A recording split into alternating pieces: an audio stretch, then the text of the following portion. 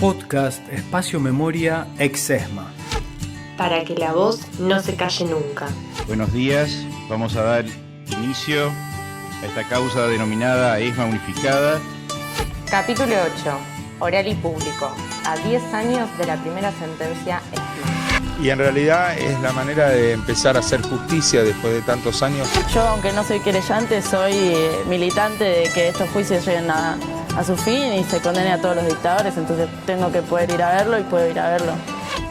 Para que la voz no se calle nunca.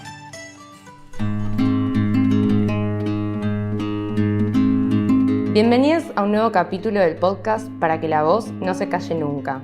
Mi nombre es Agustina y junto a Juan y Gaby hoy vamos a recorrer juntos la historia de los juicios por delitos de lesa humanidad cometidos durante los años de la última dictadura cívico-militar en la Argentina.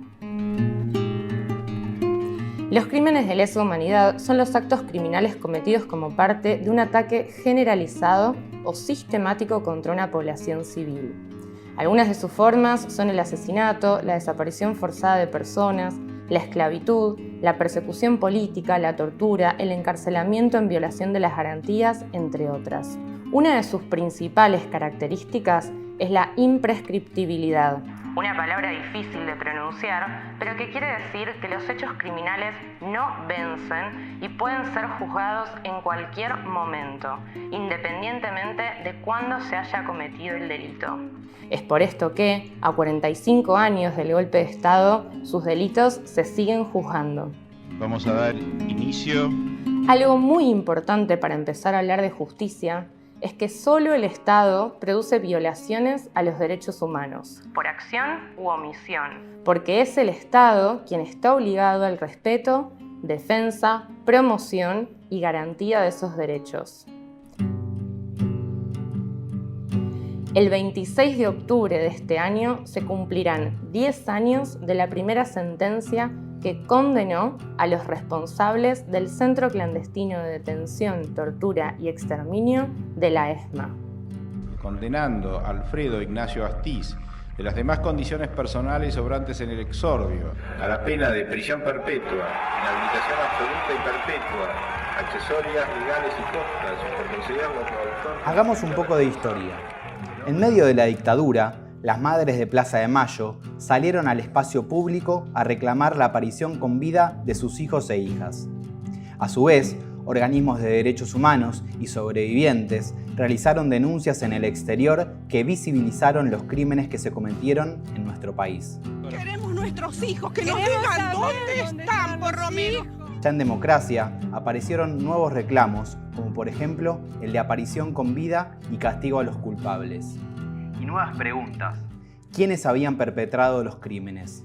¿Para qué los habían secuestrado? ¿Qué había sucedido en los centros clandestinos de detención, tortura y exterminio? Los reclamos ya eran en búsqueda de la verdad y la justicia.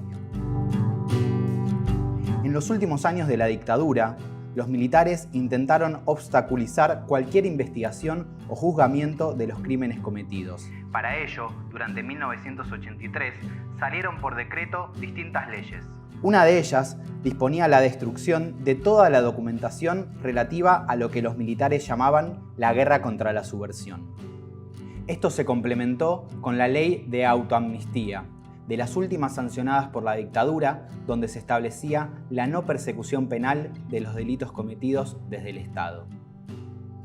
Esta ley fue anulada como primera medida del nuevo Congreso de la Nación, ni bien entró en funciones en diciembre de 1983, una vez reiniciado el proceso democrático. En el mismo mes, el Estado Nacional creó una delegación que debía investigar lo ocurrido durante la dictadura. Se llamó Comisión Nacional sobre la Desaparición de Personas, CONADEP, y en septiembre de 1984 le entregó al presidente Alfonsín el informe conocido como el Nunca Más. Fuimos acusados de no propiciar la reconciliación nacional, de activar los odios y resentimientos, de impedir el olvido, pero no es así. No estamos movidos por el resentimiento ni por el espíritu de venganza, solo pedimos la verdad y la justicia. Constituye un aporte fundamental para que de aquí en adelante los argentinos sepamos cabalmente, por lo menos, cuál es el camino que jamás deberemos transitar en el futuro. Este trabajo fue un primer paso para dar a conocer públicamente la verdad y demostrar la existencia de un plan de exterminio. El libro contenía toda la información que la comisión pudo reunir en los pocos meses que tuvo de trabajo, aportando datos sobre centros clandestinos de detención, personas desaparecidas, sobrevivientes y represores. Pero también, a partir del prólogo escrito por Ernesto Sábato, quien era el presidente de la CONADEP, este informe dio una interpretación de lo sucedido durante el gobierno de facto, conocida como teoría de los dos demonios. Escuchamos a Daniel Feierstein, autor del libro Los dos demonios recargados, referirse a este prólogo. Soy Daniel Feierstein, soy doctor en Ciencias Sociales, investigador del CONICET y profesor titular en las universidades de 3 de Febrero y de Buenos Aires. Se lo caratula como dos demonios a partir del prólogo que Ernesto Sábato hace al informe de la CONADEP, el informe de la Comisión Nacional de Desaparición de Personas que crea el gobierno de Alfonsín para investigar estos hechos. Y en ese prólogo se plantea esta idea de que estas dos fuerzas habrían sido dos expresiones demoníacas, una metáfora muy común de Sábato que solía usar estas figuras en su literatura. La gran trampa en la que queda inserta la teoría de los dos demonios es el concepto dos.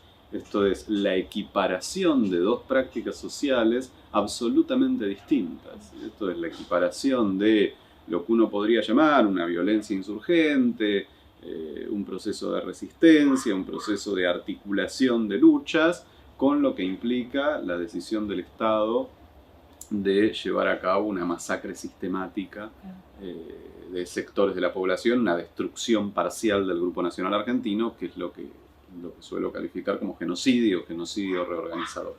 Es muy popular en los años 80 porque podríamos decir que permite que toda una generación no se interrogue sobre su rol en los años del terror. Esto es, la teoría de los dos demonios lo que hace es poner a la sociedad afuera de lo que ocurrió. Esta teoría se transformó en el discurso hegemónico, siendo sostenido por el Estado e irradiando en vastos sectores de la población. Sin embargo, sobrevivientes, familiares de las víctimas del genocidio y organismos de derechos humanos habían reclamado la necesidad de juzgar y condenar los crímenes de lesa humanidad y que fueran jueces civiles los que llevaran a cabo los juicios. Estos podrían transformarse en una herramienta de reparación histórica frente a las demandas de verdad y justicia. En un primer momento, el tribunal encargado de llevar a cabo el juicio era el Consejo Supremo de las Fuerzas Armadas. Es decir, los militares se iban a juzgar a sí mismos. Pero el CONSUFA no solo aplicó todo tipo de recursos para demorar el juicio, sino que en el dictamen final estableció la inexistencia de elementos que hicieran meritoria las causas penales en torno a los crímenes denunciados. Finalmente, fue un tribunal civil quien tomó la posta. Acá hay que castigar a quienes instrumentaron un método particularmente perverso para combatir la subversión. La primera audiencia del juicio a las juntas militares se realizó el 22 de abril de 1985. Se juzgó a los comandantes en jefe del Ejército, la Armada y la Fuerza Aérea, que ocuparon el poder entre el 24 de marzo de 1976 y el final de la Guerra de Malvinas en 1982, dejando deliberada y arbitrariamente fuera del enjuiciamiento a los integrantes de la última Junta de Comandantes, pese a que sus miembros contaban con acusaciones de crímenes y violaciones de los derechos humanos. Escuchamos a Pablo Yonto, abogado querellante en futuras causas de lesa humanidad, referirse a cómo se vivió en el país el desarrollo del juicio. Mientras se hacía el juicio a la Junta, porque todos los días había información del juicio a la Junta, era el tema del día, era la tapa de los diarios, no se podía pasar por televisión, pero se podía pasar un fragmento a la noche sin audio, y los conductores de los noticieros decían, bueno, hoy en el juicio a la Junta declaró tal, pero era el tema del día, la sociedad argentina se iba enterando del horror, de gran parte del horror, gracias a los testimonios de 833 testigos que declararon en el juicio a la Junta. El 18 de septiembre, el fiscal Julio César Estracera pronunciaría las palabras finales de su argumentación, donde insta a la condena de los acusados, dejando una frase que quedaría en la memoria del pueblo. Lo escuchamos. Los argentinos hemos tratado de obtener la paz fundándola en el olvido y fracasamos. Ya hemos hablado de pasadas y frustradas amnistías. Hemos tratado de buscar la paz por vía de la violencia y el exterminio del adversario y fracasamos. Me remito al periodo que acabamos de describir. A partir de este juicio y de la condena que propugno, nos cabe la responsabilidad de fundar una paz basada no en el olvido, sino en la memoria, no en la violencia, sino en la justicia. Esta es nuestra oportunidad y quizá sea la última. Por estas consideraciones, acuso a los aquí procesados por los delitos que han sido objeto de calificación y solicito que al fallar en definitiva se los condene a las siguientes penas. Jorge Rafael Videla, reclusión perpetua con más la accesoria del artículo 52 del Código Penal. Emilio Eduardo Macera, reclusión perpetua con más la accesoria del artículo 52 del Código Penal. Orlando Ramón Agosti, reclusión perpetua con más la accesoria del artículo 52 del Código Penal. Roberto Eduardo Viola, reclusión perpetua. Armando Lambruschini, reclusión perpetua. Leopoldo Fortunato Galtieri, 15 años de prisión. Omar Rubén Grafiña, 15 años de prisión. Jorge Isaac Anaya, 12 años de prisión. Basilio Lamidoso, 10 años de prisión. Para todos con accesorias legales y costas. Señores jueces, quiero renunciar expresamente a toda pretensión de originalidad para cerrar esta requisitoria. Quiero utilizar una frase que no me pertenece, porque pertenece ya a todo el pueblo argentino. Señores jueces, nunca más. Para que la voz no se calle nunca. En diciembre del 85, el tribunal dictó sentencia, pero las penas resultaron mucho menores a las pedidas por la Fiscalía. De los 9 militares juzgados, solo Jorge Rafael Videla y Emilio Macera fueron condenados a reclusión perpetua. Roberto Eduardo Viola fue condenado a 17 años de prisión, Armando Lambruschini a 8 años y Orlando Agosti a 4 años y 6 meses. Oscar Grafiña, Arturo Lamidoso, Leopoldo Galtieri y Jorge Anaya fueron absueltos. Sumada a esta sentencia insatisfactoria, si pensamos que se había juzgado a los máximos responsables de los crímenes de lesa humanidad, la impunidad creció en los años posteriores. Mientras que en su veredicto el tribunal había ordenado extender las investigaciones a grados militares inferiores, la sanción de 2 leyes logró frenar la condena al resto de los genocidas. A fines del 86, se sancionó la ley de punto final que establecía un plazo de 60 días para poder enjuiciar a los militares. Una vez vencido ese plazo, no se recibirían más denuncias. Esta norma no incluyó los casos de sustracción y alteración de identidad comúnmente conocidos como robo de bebés, es decir, estos sí seguirían siendo perseguibles y punibles. A partir de la sanción de esta ley, aumentó la velocidad de denuncia y se impulsaron algunas causas, volviendo a esta ley insuficiente para aquellos que pretendían la impunidad y el punto final a los juicios. Después de varios alzamientos militares contra el gobierno democrático, en junio del 87 se sancionó la Ley de Obediencia Debida, mediante la cual el Estado eximió a oficiales medios y subalternos de los delitos cometidos durante la dictadura, con la justificación de que habían actuado bajo órdenes de mandos superiores. Esta ley dejaba por fuera los casos de violaciones y robos de propiedades. Es decir, en virtud de órdenes de superiores se podía secuestrar, torturar, arrojar gente viva al mar, pero no violar ni robar. De este modo, se justificaban los crímenes desde el discurso de la guerra, en el que se veía al enemigo como un elemento a aniquilar. Por último, durante los primeros meses de su presidencia, Carlos Menem firmó decretos que indultaban a los pocos procesados y condenados. En horas muy tempranas, he firmado los decretos donde indulto a muchos militares y muchos civiles. Los indultos sucedieron en 2 tandas. La primera fue para comandos subalternos, es decir, no eran jefes ni comandantes, pero sí habían tenido altas responsabilidades represivas durante la dictadura. La segunda tanda de indultos anuló las condenas del juicio a las juntas, dejando en libertad a los excomandantes de cada arma. Menem justificó los decretos en función de la necesidad de la unión nacional. Es decir, que el Estado propuso una forma de reconciliación nacional basada en la impunidad en lugar de la memoria, la verdad y la justicia. Escuchamos al expresidente. Pues yo creo que esto hace una propuesta que lleva ya bastante tiempo. Yo hablé de la necesidad de la reconciliación para pacificar al país. No es posible seguir viviendo de un pasado que nos hirió a todos, ignominioso.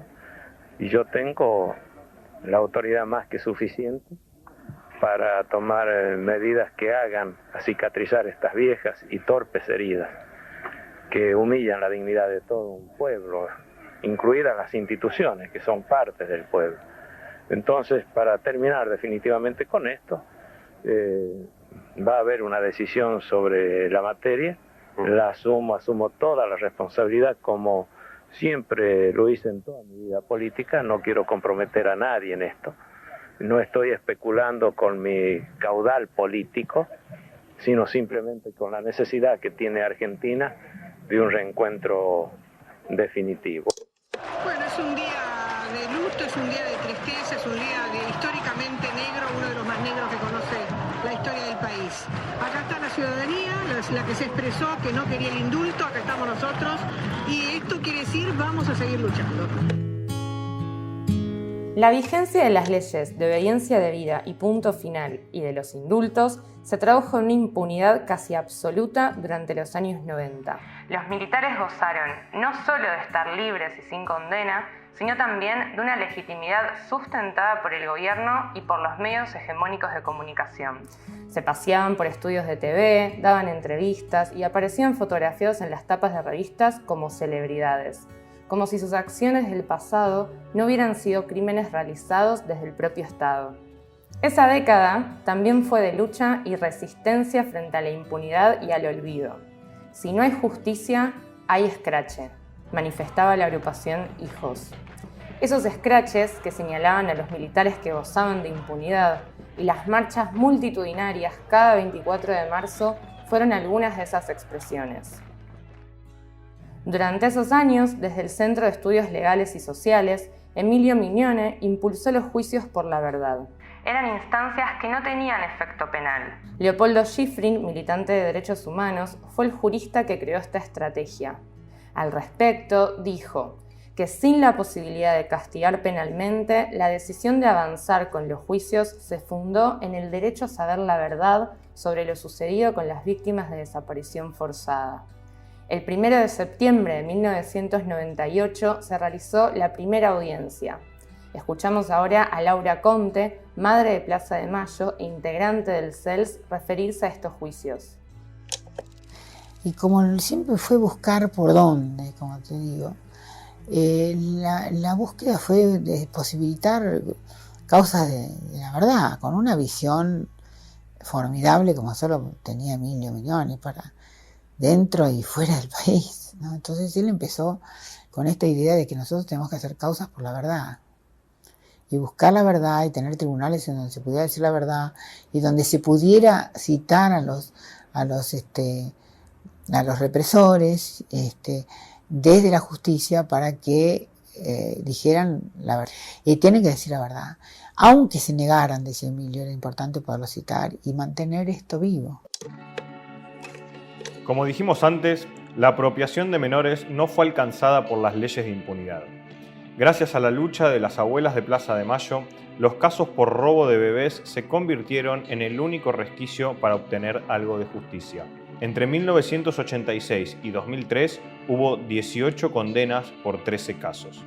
También hubo juicios que se desarrollaron en el exterior por casos cometidos contra personas con ciudadanía de otras naciones. Hubo militares argentinos juzgados y condenados en Italia, España, Francia, Suecia y Alemania. Por ejemplo, en el año 2005, la Audiencia Nacional Española condenó al militar de la ESMA, Adolfo Silingo, a 640 años de prisión. Estas causas se llevaron adelante con el argumento del carácter internacional de los delitos y su imprescriptibilidad basándose en normativa internacional. Esto ayudó a incorporar la noción de crímenes contra la humanidad o de lesa humanidad para nombrar los delitos de la dictadura. Ya en el nuevo milenio, poco a poco, la impunidad se iría transformando en justicia. En el año 2003, el Congreso declaró nulas las leyes de punto final y obediencia debida, cuestión que sería ratificada años después por la Corte Suprema de Justicia. También fue la Cámara de Diputados la que le otorgó rango constitucional a la Convención sobre la imprescriptibilidad de los crímenes de guerra y de lesa humanidad. Esta fue la llave que permitió reabrir la puerta de los tribunales para juzgar los crímenes cometidos durante la dictadura cívico-militar. Los indultos también fueron declarados inconstitucionales. Para que la voz no se calle nunca.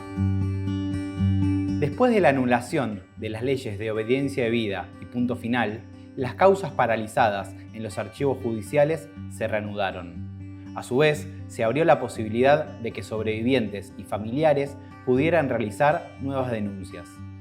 La reapertura de las causas se dio a 30 años del golpe de Estado. Esto trajo algunos problemas, ligados por un lado a la cantidad de juicios a realizarse y la lentitud de los procesos judiciales. Por el otro, es problemática la recolección de pruebas de crímenes cometidos 30 años antes de su juicio. El paso del tiempo entre el acto criminal y el juicio demandó más esfuerzo para los testimoniantes y permitió el fallecimiento de acusados impunes.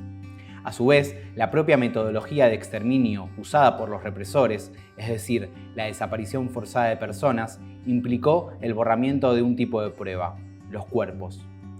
La probatoria criminal es posible gracias a las personas que dieron testimonio, los equipos de investigación, de documentación y archivos, y la preservación de lugares que funcionaron como centros clandestinos de detención. En los primeros años, desde el inicio de los juicios, los represores intentaron demostrar que su poder seguía vigente, realizando acciones para generar, una vez más, terror en la sociedad. Un ejemplo son las amenazas que recibió Chicha Mariani, abuela de Plaza de Mayo y presidenta de la asociación ANAI. Eran cartas que llegaban insistentemente desde el inicio del juicio contra el excomisario de la policía bonaerense, Miguel Osvaldo Echecolás, en el año 2006, en el que ella era querellante. Una de ellas fue particularmente elocuente. Decía: si Echecolás es condenado, volamos la cueva Montonera, en referencia a la casa en la que en 1976 fue asesinada su nuera, Diana Teruggi, y secuestrada su nieta, Clara Anaí. Jorge Julio López desapareció un día antes de la sentencia de ese mismo juicio. Él era sobreviviente y había brindado testimonio. En septiembre del 2021 se van a cumplir 15 años de su segunda desaparición, cuyo crimen sigue impune y hasta el momento sin ningún tipo de avances en la investigación. Podemos pensar que esta desaparición buscó generar miedo en los sobrevivientes, un intento para que no declarasen en los juicios. También en el año 2006, el testigo Luis Jerez estuvo desaparecido por 48 horas. En abril de ese año había declarado ante la Cámara de Diputados que Luis Patti había participado de una sesión de torturas a la que fue sometido en el año 1972. El entonces presidente, Néstor Kirchner, dio una cadena nacional exigiendo su liberación y apuntó contra grupos residuales de la dictadura. Finalmente, Jerez apareció maltrecho y con signos de tortura, denunciando que había sido secuestrado por razones políticas. La justicia nunca encontró pruebas. ¿Me dice por favor su nombre completo y Sí. el número del documento? Silvia Susana Supo y el DNI es 12.304.464. Un caso distinto fue el del asesinato de Silvia Supo. Ella era sobreviviente de varios centros clandestinos de Santa Fe y se convirtió en una de las principales impulsoras de los juicios en esa provincia, y a su vez en una testigo clave. Fue asesinada a plena luz del día en el 2010. En este caso sí hubo justicia. En el 2015, el Tribunal Oral Federal de Santa Fe condenó a Rodolfo Cóceres y Rodrigo Sosa a prisión perpetua como coautores del delito de homicidio agravado por haber sido cometido para procurar impunidad. Todo esto planteó interrogantes en cuanto a la protección de los y las testigos. Sin embargo, los sobrevivientes y familiares siguen hasta el día de hoy aportando su memoria y su voz en cada audiencia. Y ahí Patricia me dice, ¿quién sos vos? Dice, López, sí. Patricia me dice, López, no me falles. Si salís, que el único que de nosotros que puede salir sos vos. Por otro lado, la muerte dudosa del ex prefecto Héctor Febres mientras estaba detenido esperando la sentencia por su desempeño en la ESMA, o la fuga del represor Julián Corres de la delegación de la Policía Federal de Bahía Blanca pusieron el foco en la problemática de la custodia de los acusados. La mayoría de estos crímenes que sucedieron en los primeros años de la reapertura de los juicios no pudieron resolverse. Escuchamos ahora a Graciela D'Aleo, sobreviviente del centro clandestino ESMA, acerca de los avatares que sucedieron en el camino de los procesos judiciales. En todo este camino de desarrollo de los procesos judiciales ha habido infinidad de avatares que hoy a mí siempre me gusta contarlos todos con detalle, digamos, prácticamente desde el inicio de los procesos judiciales, pero bueno, una cuestión de tiempo no lo va a permitir. Pero sí quería detenerme un minuto en el juicio al genocida Febres, porque la realización de este juicio y su desenlace también son una muestra, por todo lo que vino luego, una muestra de cómo los procesos judiciales son el producto de la lucha de las organizaciones populares, son más el producto de la lucha que del accionar del aparato judicial, que ha sido parte necesaria, como también ha sido parte necesaria las decisiones políticas que se tomaron en todo este camino, decisiones políticas a favor, decisiones políticas que paralizaban, decisiones políticas que obturaban el proceso de justicia, digamos. La primera condena en esta nueva etapa fue contra el represor y ex policía Julio Simón. En agosto de 2006 fue sentenciado a 25 años por detención ilegal, aplicación de tormentos a José Poblete y Gertrudis Hasic y por el secuestro de una menor, hija del matrimonio, que en ese momento tenía 8 meses de edad y posteriormente fue apropiada por el coronel Seferino Landa. A su vez, el segundo fallo fue del Tribunal Oral Federal 1 de La Plata, presidido por el juez Rosansky, que condenó al represor Echecolás a la pena de prisión perpetua. A pesar de todas las dificultades y las presiones, la nueva etapa de los juicios por crímenes de lesa humanidad estaba tomando impulso. Condena a Miguel Osvaldo Echecolás y las demás condiciones sobrantes en autos a la pena de reclusión perpetua.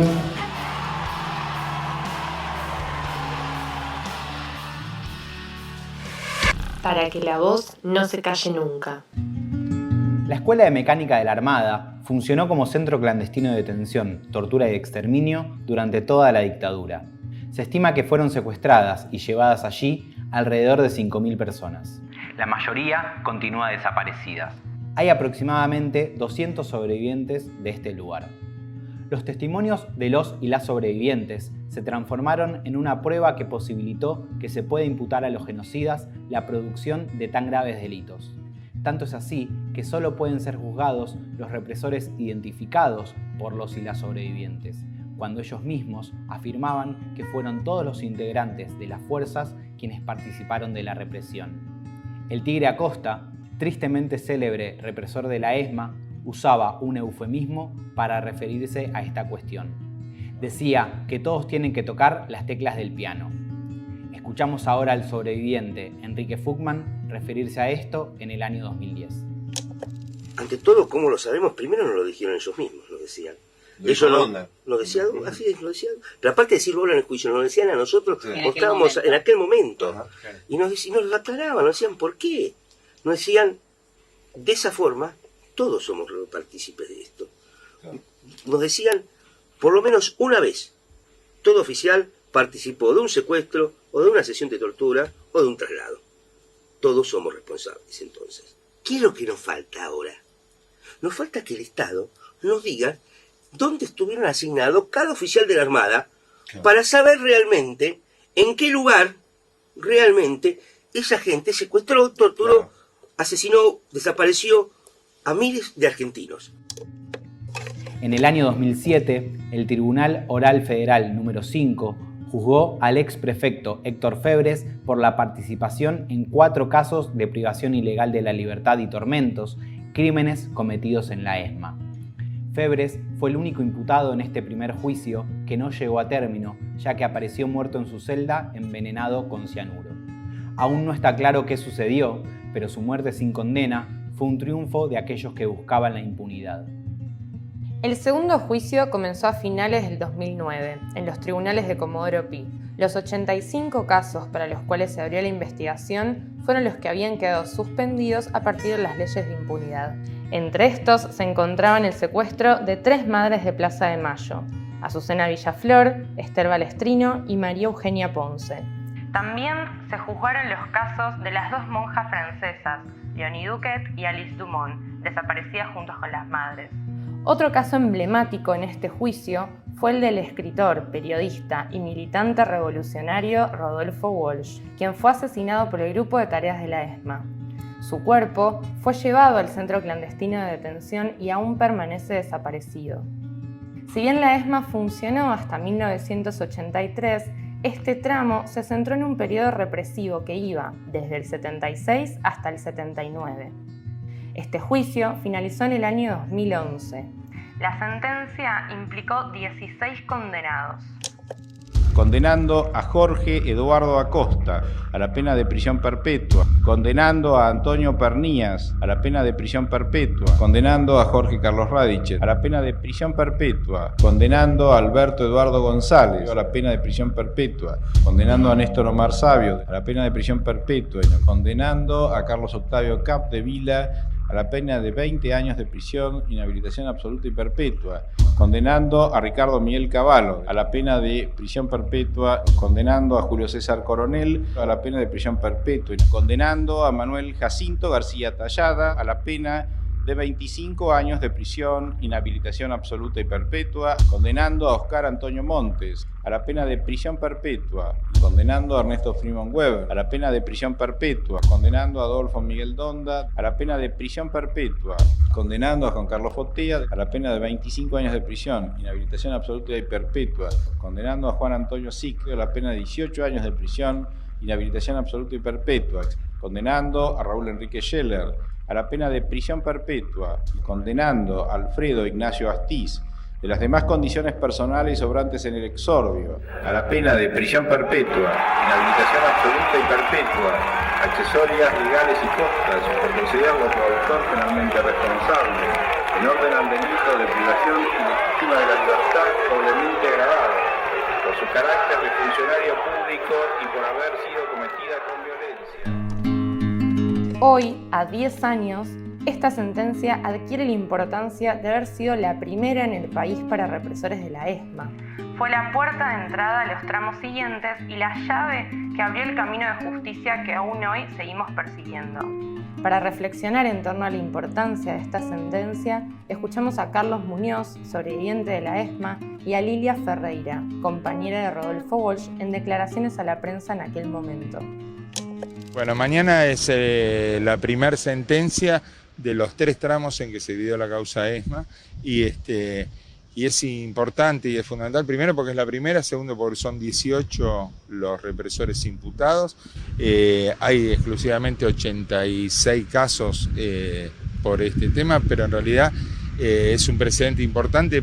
El año que viene arranca un segundo tramo sobre casi 900 casos y con 72 represores implicados, y en realidad es la manera de empezar a hacer justicia después de tantos años con tantos compañeros muertos y tantos compañeros desaparecidos en este lugar. Para mí, en lo personal, quizás en lo más íntimo, siento que esta sentencia es puedo considerarla como una respuesta tardía al alegato que escribió el propio Rodolfo Walsh en su carta abierta a la Junta Militar hace 34 años, donde denunciaba todas las violaciones a los derechos humanos y los crímenes de lesa humanidad en el año 77. En noviembre de 2012 comenzó el tercer tramo de la megacausa ESMA. Durante el juicio se pudo avanzar en la reconstrucción de la estructura y operatoria de los llamados vuelos de la muerte, logrando condenas por dicha metodología de exterminio. A su vez, se profundizó en el funcionamiento de la ESMA como maternidad clandestina. También se le dio entidad jurídica a la participación de la Iglesia Católica en los crímenes de este centro clandestino. Tras 5 años de juicio y una incansable lucha de los sobrevivientes, familiares de víctimas y organizaciones de derechos humanos, se dictaron 29 prisiones perpetuas, 19 condenas de entre 8 y 25 años y 6 absoluciones. Este fue el juicio penal más extenso de la historia de la humanidad por su duración, cantidad de testimonios, víctimas y responsables, tanto enjuiciados como finalmente condenados y absueltos. A 15 años de las primeras sentencias luego de la reapertura de las causas y a 10 años de la primera sentencia de ESMA, aún existen grandes desafíos para los juicios de lesa humanidad. Una deuda fundamental siempre será la necesidad de encontrar la verdad de lo sucedido con cada una de las personas detenidas desaparecidas y con los menores apropiados. También hay deudas específicas, como profundizar las investigaciones en aquellos sectores de las fuerzas en los que no se ha indagado. Por ejemplo, las estructuras de inteligencia. A su vez, resulta imprescindible avanzar en el esclarecimiento del rol de los sectores económicos, eclesiásticos, judiciales y mediáticos que se beneficiaron y hasta participaron de los crímenes de lesa humanidad.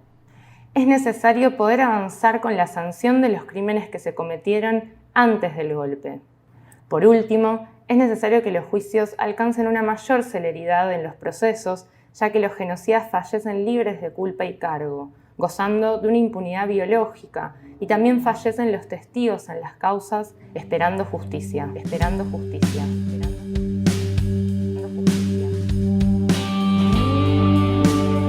A pesar de todo, los juicios fueron un enorme avance en las políticas de memoria, verdad y justicia. En primer lugar, en términos cuantitativos, hay 631 causas en todo el país en las que se investigan los delitos del terrorismo de Estado. 280 están en etapa de instrucción, 256 obtuvieron sentencia, 71 están elevados a juicio y 24 están en debate para julio del 2021. Dicho proceso judicial aún no terminó. Son más de 3.000 las personas que fueron procesadas, incluidas las fallecidas, y más de 1.000 fueron condenadas. Estos son datos del Ministerio Público Fiscal a junio del año 2021. Lamentablemente, hay una tendencia cada vez más amplia para que los condenados puedan cumplir la pena en prisión domiciliaria. Los números pueden parecer fríos, pero detrás de ellos hay personas que hace 45 años esperan justicia o una instancia para saber qué pasó con los suyos. En segundo lugar, en términos simbólicos, los juicios son un aporte fundamental en el camino hacia lo que se puede considerar una justicia más justa. Juzgar este tipo de crímenes debe entenderse como el primer paso para que el Poder Judicial no favorezca a los poderosos, sino que considere a todas las personas verdaderamente iguales ante la ley. Quizás solo sea una expresión de deseo y el único camino para lograrla sea la militancia y la lucha. En relación a la construcción de una verdad probada sobre los crímenes de lesa humanidad, se pudo demostrar jurídicamente la existencia de un plan sistemático de desaparición forzada de personas, como también revelar datos sobre las metodologías de exterminio, como por ejemplo los vuelos de la muerte. También pudo probarse la sistematicidad en la apropiación de hijos e hijas de desaparecidos. Si se tiene en cuenta que durante más de 25 años los represores intentaron ocultar los crímenes generando todo tipo de estrategias para procurarse la impunidad, los juicios son una herramienta fundamental para revertir dicho proceso. A su vez, es imprescindible para contrarrestar estos intentos de impunidad y olvido que la sociedad se acerque a los juicios, ya que es una manera de experimentar cómo lo sucedido en la dictadura tiene efectos sobre nuestro presente. Desde el Espacio Memoria se lleva adelante el programa La Escuela va a los juicios, que busca brindar herramientas pedagógicas y métodos de trabajo en el aula sobre los juicios penales, posibilitando que alumnos de escuelas secundarias asistan a las audiencias públicas. Escuchamos ahora a 2 alumnas que participaron del programa.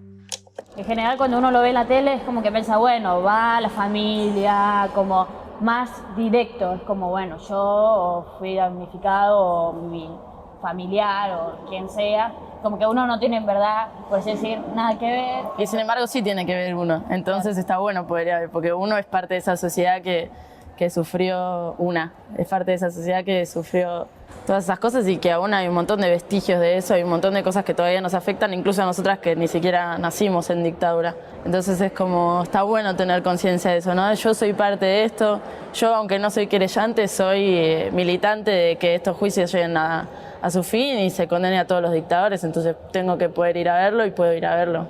Una frase que me gustó, que creo que dijo uno de los chicos que está ahí coordinando la actividad, es tipo, la memoria es un campo de batalla.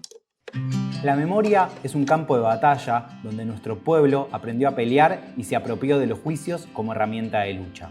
Los juicios y las condenas a los genocidas son un hecho irreversible en nuestra sociedad. Esto quedó demostrado, por ejemplo, con el repudio a la medida del 2x1, ya que gran parte del pueblo argentino se opuso a un nuevo intento de impunidad. Para ir terminando, queremos hacerlo con quienes son quizás la pieza más importante en estos juicios, los sobrevivientes y sus testimonios. Ellos y ellas han esperado el momento de dar su testimonio para ser la voz de quienes hoy no están para contar su historia. Escuchamos a Lila Pastoriza, sobreviviente de la ESMA, referirse a este tema. Pero lo que más me interesa resaltar es, por lo menos en mi caso, y creo que en el caso de muchos otros, lo que significa testimoniar. Mucha gente dice, bueno, pero ustedes de nuevo, sí, qué sé yo, bueno, ¿no? Como lamentando lo que estamos pasando en ese proceso.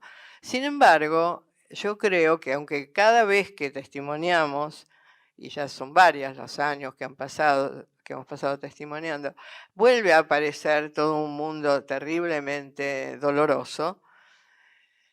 Sin embargo, yo creo que el testimonio es más para nosotros, por supuesto es un instrumento de tipo punitivo, para el castigo de los crímenes cometidos y de quienes los cometieron. Pero no es solamente eso. Yo creo que el testimonio pide que lo escuchen, más allá de si uno puede transmitir todo o hay cosas que no se pueden transmitir. Por lo menos se puede transmitir lo que sí se sabe, lo que sí se percibió. Y creo que eso de que el testimonio pide que se lo escuche, cuando uno siente que sí se lo escucha, de alguna manera se transforma en, además de su carácter de prueba judicial, se transforma en algo que va dando sentido a lo que uno siente que pasó. Y ese sentido que uno siente que pasó no es solamente algo individual, sino que además enlaza con lo social, con lo que la gente va pensando, con cómo se hace a través del testimonio. Yo creo que se aporta a entender lo ocurrido. Entender no quiere decir justificar, sino cómo se fueron desarrollando las cosas, desde los delitos que se cometieron hasta lo que se fue viviendo allá adentro y lo que fue saliendo hacia afuera, cómo lo fue viviendo la sociedad de afuera. O sea que eso es algo que por lo menos los sobrevivientes lo vivimos positivamente. Y eso es importante para nosotros y es importante, creo, para avanzar en este camino. En definitiva, los juicios son un elemento imprescindible en el camino hacia el nunca más. El castigo, no solo a nivel judicial, sino también a nivel político y social de los crímenes cometidos, es una herramienta para que las violaciones sistemáticas a los derechos humanos no puedan repetirse. Por eso, estos juicios, que pareciera que miran al pasado, en verdad están mirando al futuro. 30.000 detenidos desaparecidos. 30.000 detenidos desaparecidos. 30.000 detenidos desaparecidos. Ahora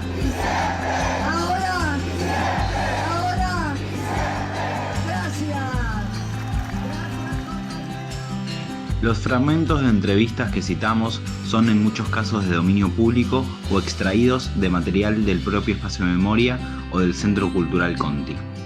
Pero también hay entrevistas realizadas por diferentes organizaciones o medios.